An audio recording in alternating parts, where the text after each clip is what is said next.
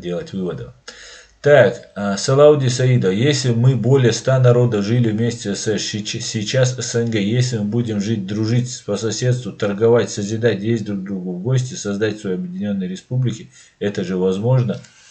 Создать свои объединенные республики меня вопрос интересует. Мы жили в Советском Союзе, Салауди Саидов, насильно загнаны в этот Советский Союз. Например, нам, чеченцам и ингушам, приходилось отмечать 9 мая, день 9 мая, или там 23 февраля, скажем так, в тот день, когда нас депортировали.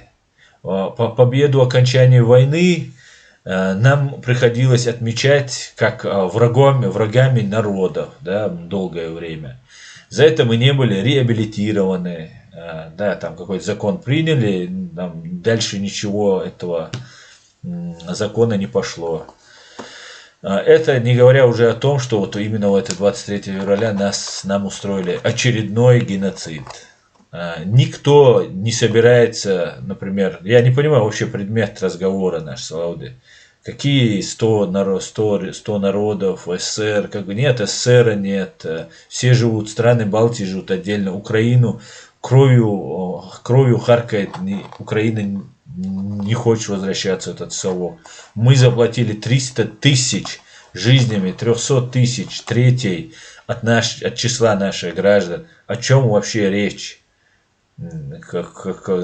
Почему мы должны строить СССР какие-то и объединенные республики? Нет, республики должны быть разъединенные. Объединять их должна только хорошо укрепленная граница. И то, если это нормальные, добрые соседи, то можно, как в Европе, например, с Грузией, я не считаю, что нам нужна вообще граница. Дорога, да, через горы, перевал нам нужна. Отличная такая горная швейцарская, швейцарских стандартов дорога нам нужна.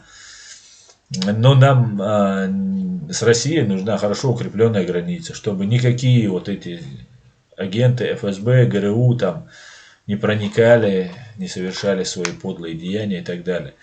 И если мы объединяемся, да, в СССР, то опять объединяемся под русским началом, да, или все-таки под чеченским объединимся, или же там под каким-то. Нет, русские не дают развиваться ни нашей культуре. Посмотрите, сколько у нас ученых, сколько у нас профессоров.